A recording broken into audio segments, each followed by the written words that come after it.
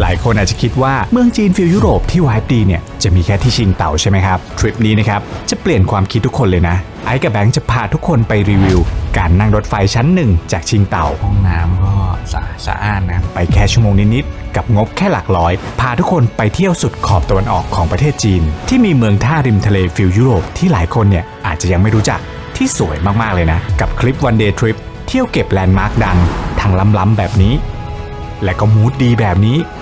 น่ารักประมาณนี้จบท้ายด้วยการไปเดินถนนกลางคืนกินสตรีทฟู้ดในถนนที่มีอาคารเท่ๆสไตล์ตะวันตกผสมกับจีนกับหนึ่งในเมืองที่เราว่าวายดีที่สุดในประเทศและที่นี่คือเมืองเดียวในจีนที่ทุกคนอาจจะได้เห็นหิมะตกริมทะเลได้ด้วยและเรากำลังพูดถึงเมืองนี้ครับเหยียนไถแห่งมณฑลซานตงสวัสดีคนดู Ice Bank Diary ครับคลิปนี้นะครับเรายังอยู่กันที่ประเทศจีนนะครับแล้วตอนนี้เราอยู่ที่ชิงเต่านะแต่ EP นี้นะครับเราจะพาทุกคนนะครับไปเที่ยว one day trip กันที่เยี่ยนไถครับเขาว่ากันว่าเป็นเหมือนหมู่บ้านชาวประมงยุโรปริมทะเลที่แบบว่าสวยมากๆเลยซึ่งวิธีการไปเนี่ยผมหาในอินเทอร์เน็ตเนี่ยมันมีข้อมูลน้อยมากๆวันนี้เราจะมาลองให้ทุกคนดูกันว่าเฮ้ยเดินทางไปแบบ one day trip ได้ไหมแล้วมีอะไรให้ทำบ้างแล้วไปที่นั่นเนี่ยมีคาเฟ่มีของกินอะไรน่ารักๆบ้างนะครับเดี๋ยวตามไปเที่ยวกันทั้งวัน1 วันวันนี้นะฮะตอนนี้นะครับเราอยู่ที่สถานีรถไฟและชิงเต่า Railway Station นะครับเดี๋ยวเราไปดูกันว่าเฮ้ยจองตั๋วรถไฟความเร็วสูงไปเนี่ยไปยังไงไปครับเหมือนเดิมครับวิธีการเดินทางนะฮะเราไปด้วยรถไฟความเร็วสูงเนี่ยหลายๆคลิปที่เราถ่ายทุกคนดูไปเนี่ยก็จะบอกวิธีค่อนข้างละเอียดแล้วแต่สำหรับคลิปนี้เผื่อใครดูเราเป็นคลิปแรกนะฮะวิธีการจองตั๋วนะครับรถไฟของที่จีนนะครับเราสามารถจองในแอปได้เลยนะครับจองเสร็จปุ๊บเนี่ยเราเอามาแค่พาสปอร์ตในการแบบขึ้นรถไฟนะฮะเวลาเราจองมาแล้วเนี่ยตัวรอบที่เราดูมาอย่างเงี้ยอย่างเราจองมาเป็นรอบ 10:29 ก็จะขึ้นเลขมานะฮะเป็นเลขสถานีชานชาลาอะไรอย่างเงี้ยนะครับอย่างขบวนที่เราขึ้นเนี่ยมาดูที่บอร์ดตรงข้างหน้าได้ว่าโอเคมันต้องไปขึ้นแพลตฟอร์มไหนนะครับอย่างเนี้ยเรามาขึ้นแพลตฟอร์ม1 C 65 68ไปเข้าไปกันระหว่างรอเวลาที่เราจะขึ้นรถไฟนะคะชั้น2มีของกินเดี๋ยวไปดูกันว่าข้างบนเนี่ยมีของกินอะไรบ้างแต่จริงๆตัวชิงเต่านะครับเขามีสถานีรถไฟความเร็วสูงเนี่ยให้ขึ้นหลายสถานีนะครับมีหลายชื่อเพราะฉะนั้นเวลาจองเนี่ยต้องดูดีๆนะครับอย่างตัวสถานีที่เรามาเนี่ยชื่อว่าสถานีชิงเต่า Railway Station นะครับก็คือเป็นอันกลางเลยนะครับแต่ว่าขนาดเนี่ยไม่ได้ใหญ่มากผมคิดว่าอันที่ใหญ่น่าจะเป็นตัวชิงเต่านอตหรือชิงเต่าเป่ยนะฮะถ้าเกิดใครอยากหาของกินตอนเช้าแบบเยอะๆก็ลองไปสถานีนั้นก็ได้จริงๆสถานีที่นั่งไปได้เนี่ยมันมีหลายสถานีมากๆอย่างชิงเต่าเป่ยเนี่ยผมว่าก็เป็นสถานีที่รอบเวลาของการขึ้นรถไฟความเร็วสูงเนี่ยก็จะมีรอบเยอะที่สุดนะฮะที่นี่ก็จะเป็นเรื่องของความสะดวกถ้าเกิดใครพักที่ใกล้เคียงกับพวกเราอย่างเช่นพักย่านไถ่ตงหรือว่าพักย่านเมืองเก่าสถานีเนี้ยก็จะอยู่ใกล้ที่สุดนะนั่งรถมาประมาณ15 นาทีแต่ว่าข้อเสียก็คือขึ้นมาแล้วมีแต่แมคโดนัลด์ให้เลือกอย่างเดียวเรากินโจก็ได้กินโจ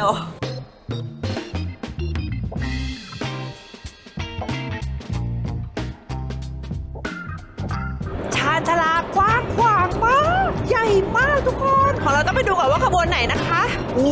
ใหญ่มาก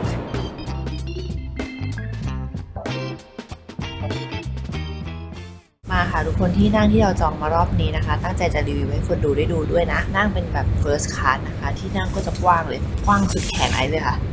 แล้วก็จะมีที่แบบรองเท้าที่ชาร์จแบตด้วยนะคะแบบปลั๊กเสียบเลยนะคะทุกคนแบบเต้าใหญ่แบบรูใหญ่เหมือนของเราเลยก็มีที่ปรับเบาะต่างมีที่แขวน2 ฝั่งหน้าต่างก็ปรับลงได้ขึ้นลงได้โซนใครโซนมันนะคะเราจะปรับเบาะให้ปรับเบาะนี่เบาะก็คือปรับได้สบายมากจริงๆเราปรับได้เยอะกว่านี้แต่ว่าด้านหลังมีพี่เขานั่งอยู่เกรงใจคือตัวรถไฟของจีนเนี่ยมันจะมีทั้งหมด4คลาสด้วยกันนะฮะก็คือมีตัวยืนตัว second class ตัว first class นะครับแล้วก็จะมี business class ด้วยนะในบางขบวนนะครับบางขบวนเนี่ย business class จะอยู่ตู้หนึ่งเลยแต่ขบวนนี้เป็นรถไฟความเร็วสูงที่ไม่ได้วิ่งเส้นทางไกลมากก็จะไม่ได้มี first class ในบางขบวนนะฮะอันนี้ขบวนหนึ่งเนี่ยเป็น first class ผมว่า first class ก็โอเคแล้วนั่งดีก่อนหน้านี้เราเคยนั่ง second class ในคลิปก่อนๆนะที่นั่งก็กว้างขวางผมว่าใกล้เคียงกันแต่ว่าอันนี้ก็จะดูกว้างหน่อยดูเหมือนบนเครื่องบินแบบ business class ประมาณแบบเครื่องบินที่บินในประเทศมีโต๊ะกินข้าวด้วยนะข้าวได้ราคา first class นะครับ500 บาทต่อคนต่อเที่ยว แต่ถ้าเป็น second class เนี่ยประมาณ300 กว่าบาทดิฟต่างกันประมาณ200 กว่าบาทเมื่อกี้ผมเดินไปเข้าห้องน้ำมาห้องน้ำก็สะอาดนะครับในห้องเนี่ยก็จะมีทั้งอ่างล้างมือมีตัวห้องสุขภัณฑ์นะครับคล้ายๆบนเครื่องบินเลยเดี๋ยวนี้รถไฟแบบดูดีมากแล้วที่สำคัญนะทุกคนผมเดินไปตรงโบกี้ของ second class อะแล้วก็โบกี้ first class อันเนี้ยเงียบมากเป็นประสบการณ์ใหม่แล้วอะเพราะรู้สึกว่าเขาจะใช้ชีวิตกันแบบเงียบๆเหมือนเรานั่งอยู่บนรถไฟความเร็วสูงที่ญี่ปุ่นคนก็จะไม่ค่อยเสียงดังอะไรเงี้ยคนไม่ค่อยพูดคุยแบบดีมากๆเลยทำให้เราต้องแบบพูดเสียงเบามากเลยทุกคนตอนเนี้ยดูวิวข้างทางกัน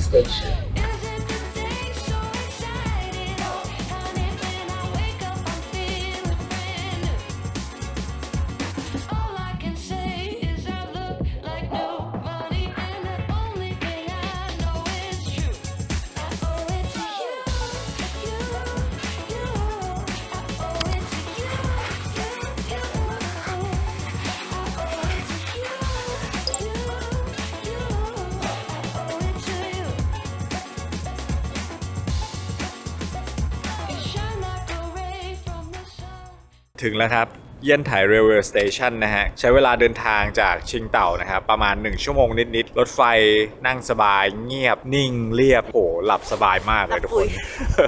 นั่งมาถึงนะก็อากาศที่นี่รู้สึกว่าน่าจะเย็นกว่านิดหน่อยนะเพราะว่ามันเป็นเมืองที่อยู่ริมทะเลขึ้นมาทางภาคเหนือเนาะเดี๋ยวเราจะหารถเข้าเมืองกันจากตรงนี้ไปเข้าเมืองก็ไม่ไกลแล้วสถานที่ท่องเที่ยวต่างๆก็จะอยู่เรียบริมชายทะเลนะครับเดี๋ยวพาทุกคนไปดูกันว่ามีจุดเช็คอินอะไรบ้างตรงไหนที่น่าแวะน่ากินก็เดี๋ยวจะถ่ายดูนะครับไป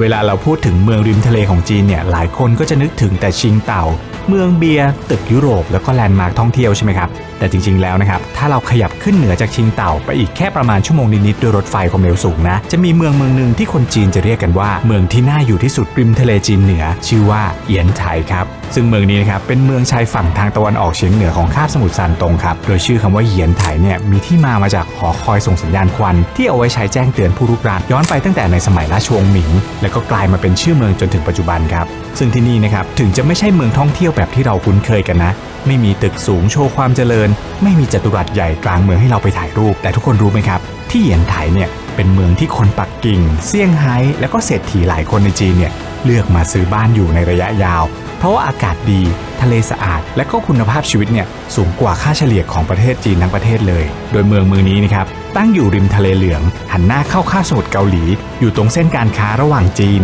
ญี่ปุ่นและก็เกาหลีมาตั้งแต่สมัยก่อนทำให้ที่นี่นะครับกลายเป็นเมืองท่าทางเศรษฐกิจมาตั้งแต่สมัยโบราณและวันนี้เราจะพาทุกคนไปเที่ยวเมืองนี้กันครับ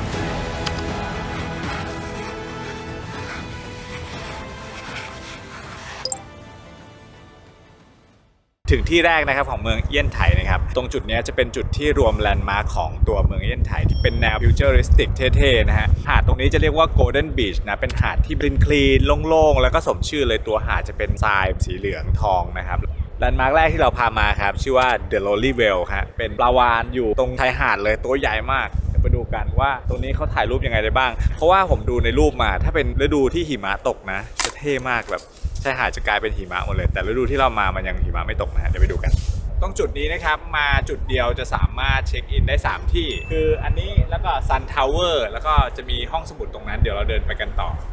วันที่เรามาวันนี้นะคะเขาปิดทะเลอ่ะก็คือเราก็จะเห็นปลาทรายตรงทะเลเนี่ยเขากั้นปิดหมดเลยอ่ะ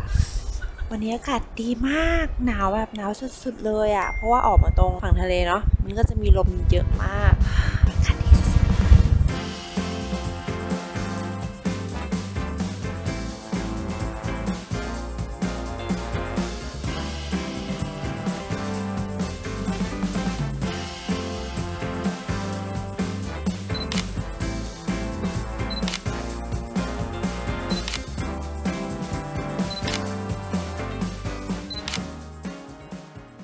น นี้ท้องฟ้าสีสวยมากเลยนะและอากาศดีผมพูดหลายคลิปนะสำหรับจีนนะก็แนะนำว่ามาช่วงอากาศเย็นๆก็จะเที่ยวสบายดีแล้วก็จะเป็นช่วงที่เป็นโลซีซั่นของที่นี่ด้วยนะฮะเพราะว่าอย่างวันที่เรามาเป็นวันธรรมดาด้วยแล้วก็โลซีซั่นด้วยคนก็จะไม่ค่อยเยอะมากถ้าเกิดเรามาจีนช่วงที่เป็นไฮซีซั่นอากาศร้อนประมาณนึงอ่ะมีแดดมีอะไรอย่างเงี้ยคนก็จะเยอะมากๆนักท่องเที่ยวจีนในประเทศเองเนี่ยก็เยอะนะฮะเดี๋ยวเดินไปข้างๆมีอีกหนึ่งแลนด์มาร์คที่ผมเล่าให้ฟังชื่อว่าซันทาวเวอร์เนี่ยก็จะดูฟิวเจอริสติกนิดนึง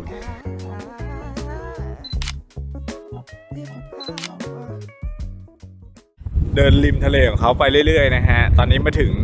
ซันทาวเวอร์แล้วตรงนี้ก็จะเป็นตึกเท่ๆนะครับที่เราสามารถมาถ่ายรูปได้และที่สำคัญคือหาดตรงเนี้ยคลีนมากเลยนะทุกคนบรรยากาศของแสงแล้วก็ตัวสีของน้ำทะเลแล้วก็หาดทรายสีสวยมากใครชอบถ่ายรูปกับทะเลคลีนสไตล์แบบชอบไปปูซานอะไรแบบเนี้ยผมว่าสีตรงเนี้ยแบบเป็นอีกหนึ่งที่น่าคนมาคนมาเลยอากาศดีจังแดดดีด้วยนี่ถึงแล้วฮะซันทาวเวอร์ด้านหลังเราเห็นตรงที่จุดที่ผมยืนอยู่ตรงนี้ปะชื่อเขาบอกว่าซันทาวเวอร์ใช่ไหมเพราะว่าเขาตั้งใจจะให้ตัวหอคอยแห่งนี้นะฮะเป็นตัวทำหน้าที่เหมือนบอกการละเวลานะฮะมันจะมีเงาทอดออกมาจากตัวอาคารนะครับที่จะบอกเวลาว่าช่วงนี้กี่โมงแล้วคล้ายๆกับเข็มที่บอกในเรือนหน้าปัดนาฬิกาของเรานะฮะเห็นปะมันจะมีจุดที่แบบโดนแดดด้วยอันนี้ก็เหมือนเป็นเข็มยื่นออกมานะฮะเงาเท่มากปกติผมดูมาจะมีแบบคนเยอะมากวันนี้คนน้อยมากสามารถเข้าไปถ่ายรูปแบบคลีนได้เลยไปดูกัน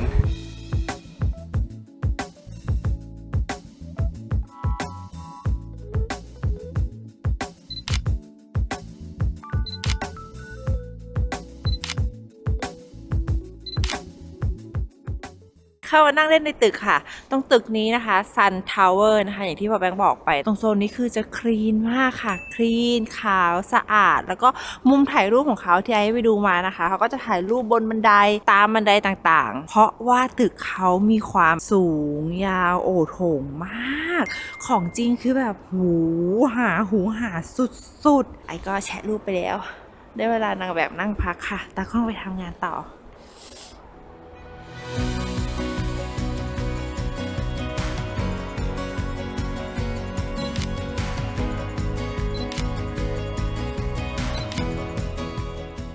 แล้วตรงริมทะเลนะทุกคนบรรยากาศดีมากเขาจะมีเหมือนรถฟู้ดทรัคมาจอดนะแล้วก็เราสามารถมานั่งเหมือนแคมปิ้งริมทะเลได้ไม่ต้องเอาอุปกรณ์อะไรมาเลยนะฮะก็มานั่งถ่ายรูปได้ผมว่ามุมนี้แบบชิลมากๆเลยนะเหมือนเรามาแคมปิ้งริมทะเลมีของกินมีพวกน้ำเครื่องดื่มนะฮะกาแฟแล้วก็พวกของปิ้งย่างอะไรเงี้ยมีครบทุกอย่างเลยน่ารักมากเลย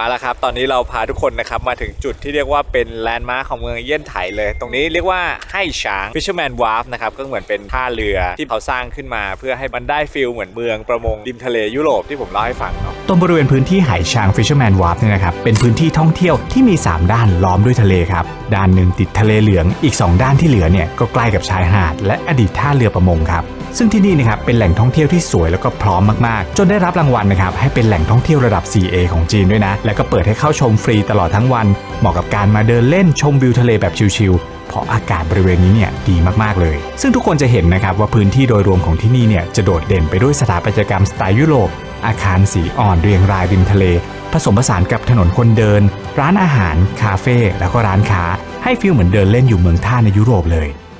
ตรงนี้ก็จะเป็นเหมือนเป็นหอนาฬิกาเป็นตึกตามบ้านช่องที่เป็นสไตล์ยุโรปนะครับคือผมต้องเล่าให้ทุกคนฟังอย่างนี้ก่อนตัวเอี้ยนไถเนี่ยกับตัวชิงเต่าเนี่ยมันจะมีความแตกต่างกันอย่างตัวชิงเต่าเนี่ยเขาจะเป็นเมืองที่ตัวเยอรมันเนี่ยเคยเข้ามาช่วงอาณานิคมนะแต่ว่าไอตัวเอี้ยนไถเนี่ยคือจะเป็นอาคารที่สร้างขึ้นใหม่จะไม่เหมือนกันแต่ว่าด้วยความที่เป็นแม่จีนนะเขาก็สามารถสร้างให้มันคล้ายกับของที่ชิงเต่าได้เราก็จะเห็นข้างหลังว่าความรู้สึกมันก็จะเหมือนกับตัวโบสถ์ที่ชิงเต่าเหมือนกันใช่ในบางโซนของเมืองนี้นะคะก็จะมีรูปลักษณ์แบบนี้คล้ายๆกันหลายจุดใช่แล้วก็สวยเหมือนกันนะฮะใครที่แบบอยากได้เป็นฟิลที่ไม่ซ้ำใครผมว่าเมืองนี้ก็เท่ดีนะตรงจุดนี้ก็เป็นจุดที่แบบแสงตอนช่วงประมาณที่เรามาประมาณบ่าย 2 บ่าย 3เนี่ย แสงกำลังดีแนะนำว่าถ้าเกิดว่าใครนะครับอยากได้มุมนี้เป็นช่วงแบบพระอาทิตย์กำลังตกนะก็มาทางนาฬิกาที่หันมาทางนี้นะครับแต่ถ้าเกิดมาตอนเช้านะเดินไปตรงสุดปลายสะพานนั้นก็จะเป็นอีกฟิลนึงใช่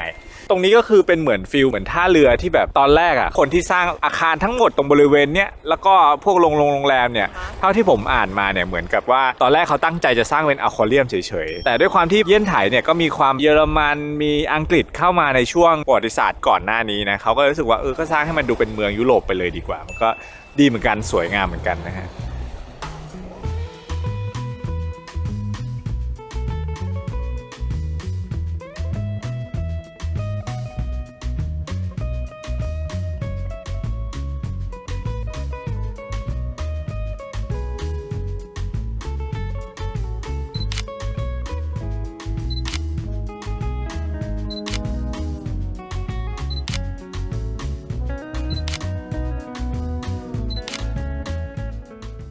ช่วงที่ไอ้กับแบงค์มาที่นี่นะคะช่วงต้นเดือนมกราคมนะคะอย่างที่พ่อแบงค์บอกไปเมื่อตอนต้นคลิปว่าช่วงนี้ไม่ได้ช่วงไฮซีซั่นร้านโรต่างๆก็จะยังไม่ค่อยเปิดแต่ถ้าใครที่มาช่วงไฮซีซั่นนะมั่นใจเลยว่าจะคลึกคลื้นมากเพราะว่าฟู้ดทรัคเขาเยอะมากแล้วก็ร้านน่ารักระหว่างทางเดินที่ผ่านมาเนี่ยโหเยอะมากค่ะทุกคนต้องแรกนะถ้าเราอยากจะมาโลซีซั่นแต่ว่าร้านไม่เปิดก็คนน้อยแต่ถ้าจะมาไฮซีซั่นคนเยอะร้านคึกคืนก็แล้วแต่สไตล์คนว่าชอบแบบไหนแต่ว่าบ้านเมืองเขาสวยจริงๆแล้วเขาก็มีเป็นคาเฟ่กระจกใสแบบ glass house ริมทะเลด้วยนะทุกคนนอกจากจะมีเป็นปราสาทแนวยุโรปให้ถ่ายแล้วเนี่ยนี่ชิลอยู่นะเนี่ยนี่น่ารักมากเลยอ่ะเนาะแบบคิ้วๆเลยอ่ะ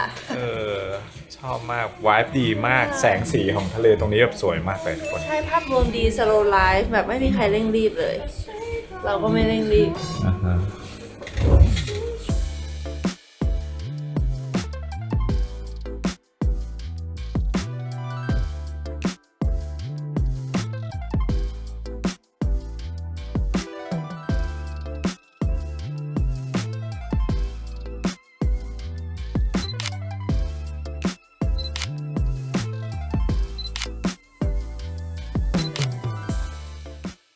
นอกจากร้านกาแฟที่ไอ้กับแบงค์นั่งเมื่อกี้นะคะที่เป็นเหมือนฟู้ดทรัคนะคะระหว่างทางเดินขึ้นไปทางถนนเนี่ยก็จะเจอร้านกาแฟน่ารัก2ร้านค่ะทุกคนอยู่ข้างหลังไอ้เลยนี่มีร้านสีขาวแล้วก็ข้างๆกันเป็นร้านสีดำคือน่ารักมากมูดดีมากอ่ะ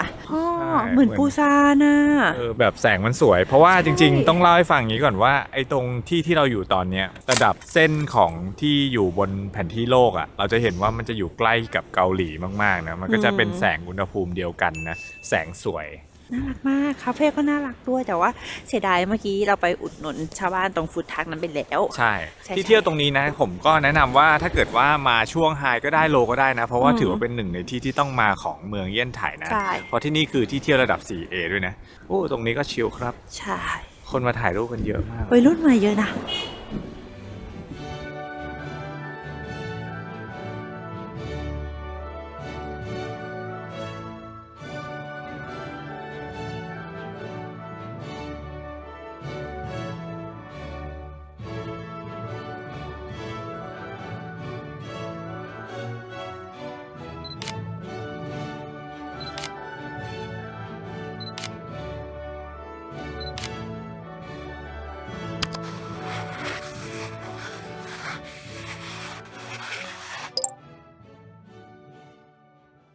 มาถึงจุดเช็คอินนะฮะอันนี้เป็น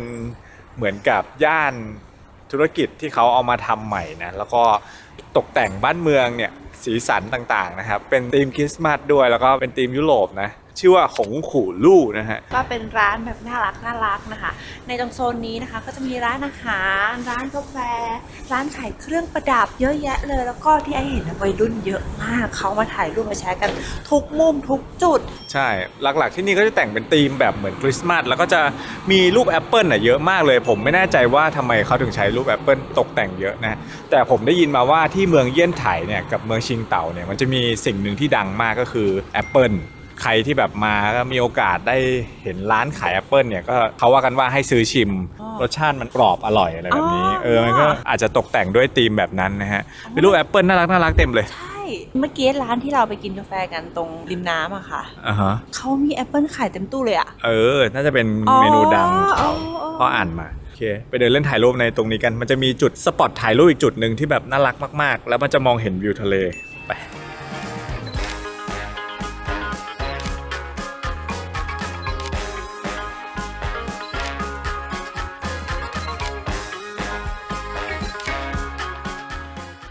เดินออกมาจากโซนแอปเปิลเมื่อกี้นะทุกคนออกมานอกถนนนะคะ ริมทะเลนะคะโอ้ตรงนี้คือแบบลมดีมากวิวดีมากแล้วดูพระอาทิตย์ใกล้จะตกอีกแล้วค่ะบริเวณนี้นะคะก็จะมีนกนางนวลนะคะ นกเนี่ยบินเยอะมากๆเลยแล้วก็ตรงโซนนี้ข้างหลังไอ้นะคะถ่ายรูปยิงออกไปก็น่ารักเหมือนกันเพราะว่าสีสันของบ้านเมืองเขาก็จะสวยด้วยโอ้เวลานี้คือดีมากพระอาทิตย์คือแบบสวยมากนี่คือของจริงที่ไอ้เห็นนะสีน้ำสีท้องฟ้า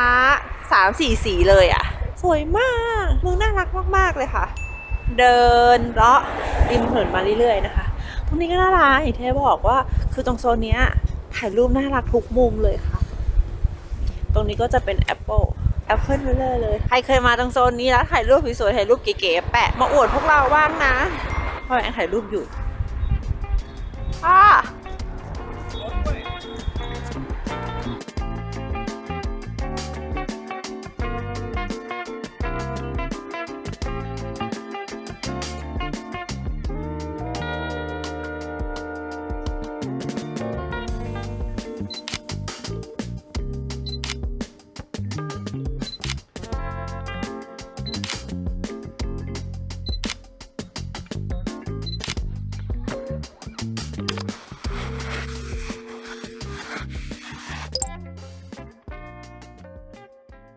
ก่อนจะกลับไปชิงเต่ากันนะฮะที่เช็คอินสุดท้ายสำหรับวันเดย์ทริปที่ไอซ์กับแบงค์แนะนำนะครับก็ให้มาหาของกินเดินเล่นช้อปปิ้งที่ถนนที่เรียกว่าเป็นถนนที่ตอนกลางคืนเนี่ยจะเปิดไฟสวยมากๆชื่อว่าเฉาหยางสตรีทนะฮะตรงนี้ก็จะเป็นถนนที่เขาว่ากันว่าเป็นสตรีทออฟซันชัยตามชื่อแหละผมว่าเฉาหยางน่าจะแปลว่าแบบแสงสว่างหรือพระอาทิตย์อะไรอย่างเงี้ยนะฮะ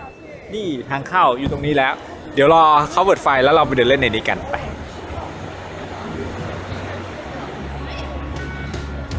ที่เฉาหยางเนี่ยนะครับเป็นถนนคนเดินที่ไม่ยาวมากครับความยาวประมาณแค่400 เมตรเท่านั้นเองแต่เป็นถนนที่อยู่คู่กับเมืองเหยียนไถมาตั้งแต่ปีคศ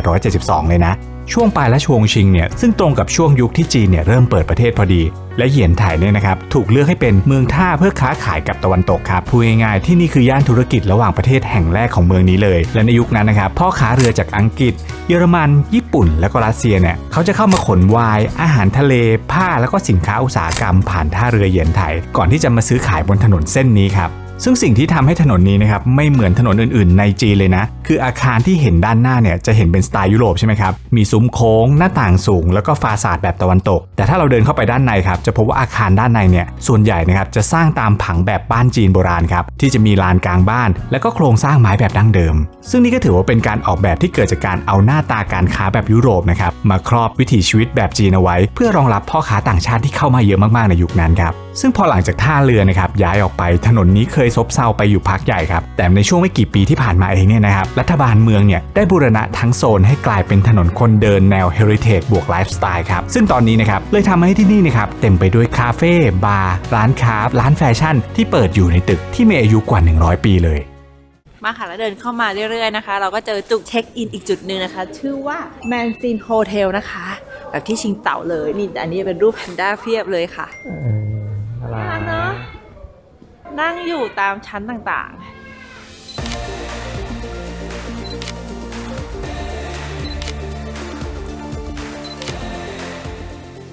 ระหว่างรอไฟเปิดนะทุกคนเราแวะมากินข้าวนะร้านที่ขายเป็นซีฟู้ดนะแล้วก็มีบ่อปลาให้เลือกแบบสดๆเลยร้านนี้นะครับแล้วก็ที่สำคัญเรามาชิงเต่าประมาณ3 วันแล้วก็พอมาเยี่ยนไถเนี่ยก็มาหาเมนูที่เคยกินที่ชิงเต่าแล้วก็กินที่เมืองอื่นๆก่อนหน้านี้แล้วเป็นเมนูกันตายประจำตัวของเรา2 คนเลยแล้วก็แนะนำว่าถ้าเกิดใครชอบกินผัดกะเพราชอบกินหมูทอดกระเทียมอะไรอย่างเงี้ยอันนี้ดูเป็นเมนูตามสั่งที่รสชาติใกล้เคียงบ้านเรานะครับหมูผัดพริกหยวกทุกคนสามารถเซิร์ชได้จาก Google นะครับแล้วก็ยื่นให้เขาดูได้นะว่าอยากกินเมนูนี้หรือจะชี้ที่ป้ายก็ได้มีแทบทุกร้านเลยนะครับเป็นเมนูที่รสชาติใกล้เคียงบ้านเราสำหรับใครที่แบบกลัวแบบจะไม่เซฟนะอันนี้ผมสั่งมาอย่างหนึ่งเป็นยำหนวดปลาหมึกทุกคนเป็นยำเหรอคะพ่อน่าจะยำนะได้กลิ่นแบบ เดี๋ยวลองชิมนะเปรี้ยวจิ๊ดจ๊าดเลยอะ เขากินเย็นไหมคะ เย็นอีกแล้วอะเวลาขึ้นปลาหมึกอะเขาจะชอบทำเมนูเย็นมาผมสังเกตตั้งแต่ชิงเต่าแล้วเนี่ยอยู่นะถ้าเป็นปลาหมึกปกติเนี่ยนะแต่ว่าเอาไปทำเหมือนยำบ้านเราแล้วก็ทำให้มันเย็นแบบเปรี้ยวแซ่บนะ เขาได้ไหม เปรี้ยวซ่าเลยข้าวต้องมาเลยเดี๋ยวเรากินข้าวตรงร้านนี้ก่อนใช่ป่ะแล้วเดี๋ยวเราค่อยออกไปเดินตอนไฟเปิดดูดิควันลอย นี่ทดลองชิมยำหนวดปลาหมึกที่พ่อแบงค์สั่งมาเปรี้ยวเค็มอุ๊ยอร่อยอะยำซีซานมากเหมือนยำบ้านเราเลยค่ะใครคิดถึงอาหารบ้านเราความแซ่บความยำก็อันนี้ได้เลย แล้วก็อันนี้ตั้งแต่ไอ้มาเนี่ยไอ้ทานทุกวันเลยนะเปิดรูปให้เขาดู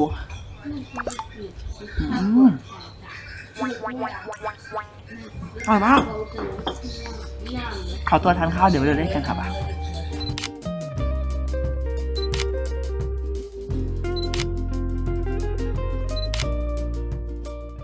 น่ารักไหมน่ารักไหมแม่ ดอกไม้จริงไหมเนี่ย ของปลอมค่ะ ถนนเส้นนี้เขาแบบตกแต่งร้านน่ารักทุกร้านเลยอ่ะแล้วก็มีจุดถ่ายรูปเยอะนะ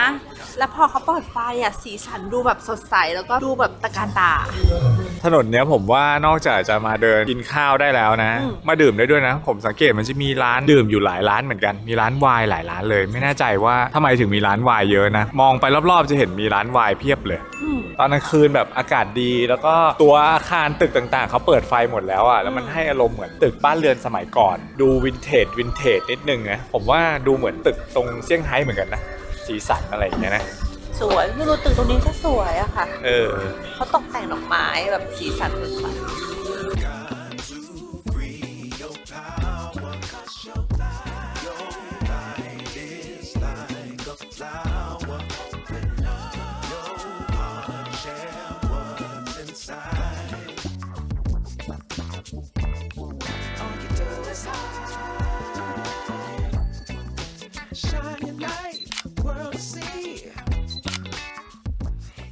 เนี่ยทุกคนแอปเปิลเต็มเลยอย่างที่เขาบอกไปนะว่าเมืองนี้เขาแบบว่าขึ้นชื่อเรื่องแอปเปิลนะคะมีหลากหลายสายพันธุ์มากหอมอ่ะนิลาชอบทานแอปเปิลมากเลยค่ะ เขามีสลักบนรูปเลยอ่ะของฝากอะไรในนี้ก็เป็นรูปแอปเปิลหมดเลยอ่ะทุกคนน่าจะเป็นของยอดฮิตของเมืองนี้มาเอาชิมซะหน่อย อุ้ยเมื่อกี้เพิ่งกินของข้าวอิ่มเลยอะค่ะทุกคน thank you อันนี้เป็นแอปเปิลอบแห้งแน่นอน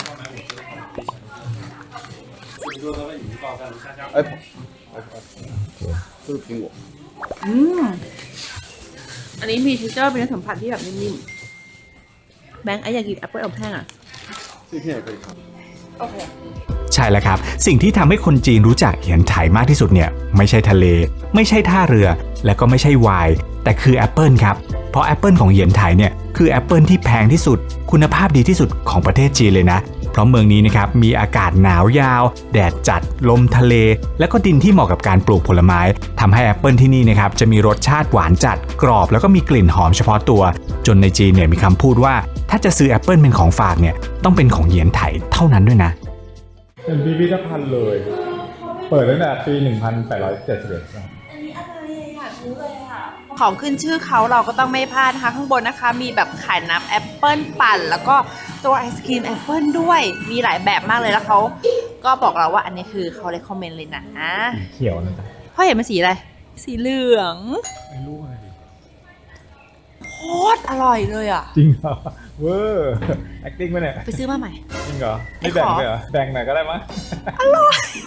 เฮ้ยทุกคนไม่ได้แบบ acting over คือไอชอบกินแอปเปิลอยู่แล้วด้วย เปิ้ลอะไร เหมือนแอปเปิลฟูจิเลยอะกลิ่นมันจะแรงกลิ่นมันจะชัดแต่ว่าเป็นกลิ่นที่แบบสะอาดอะ เขียวหรือว่าแดง แดงสำหรับแม่นะแม่คิดว่าแดงเพราะว่าเขียวมันจะเปรี้ยวแต่อันนี้ไม่เปรี้ยวหรือว่าเป็นแอปเปิลสีทองสักทีพูดไปเรื่อยเปล่าอาจจะไม่อร่อยขนาดนั้นแต่ใส่ acting หรือเปล่าไหนดูสิ กินจะหมดถ้วยเลย โอ้ยอร่อยอ่ะอร่อยแบบเหมือนเรากินเนื้อแอปเปิลข้างในอ่ะแต่ว่าเขามาทำเป็นเหมือนเนื้อนุ่มๆแล้วผสมนมนิดนึงให้มันตีให้มันขึ้นเป็นรูปไอศครีมแล้วมันมีความนมผสมแอปเปิลอ่ะ แต่เราไม่เคยกินรสชาตินี้ในไอศครีมมาก่อนเลยนะเหมือนกับไอศครีมหน้าตาแบบเนี้ยมันมักจะทำเป็นผลไม้อันอื่น มะม่วง เป็นมะม่วงเป็นองุ่นเป็นอะไรอย่างเงี้ยแต่อันนี้แบบอร่อยเลยน่าชิมอีกหลายอย่างนะของเขามีอีกหลายอย่างมากมีไอศครีมแล้วก็มีขนมอะไรอย่างเงี้ยฮะเพียบเลยกินคาวเสร็จแล้วก็มากินหวานเดี๋ยวไปเดินดูว่ามีของหวานอะไรกินอีกกินที่ถนนนี้กัน กินเลยดิเอาอีกอร่อยอ่ะรสอันนี้คอนเฟิร์มว่าควรมาก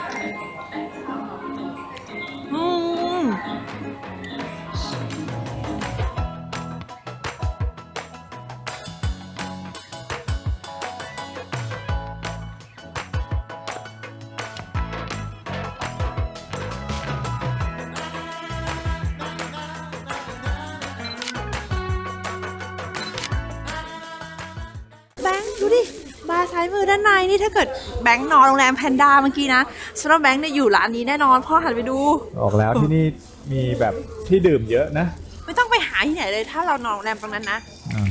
กี่ร้านก็ได้มีหมดทั้งเส้นเฮ้ยเลิศอ่ะ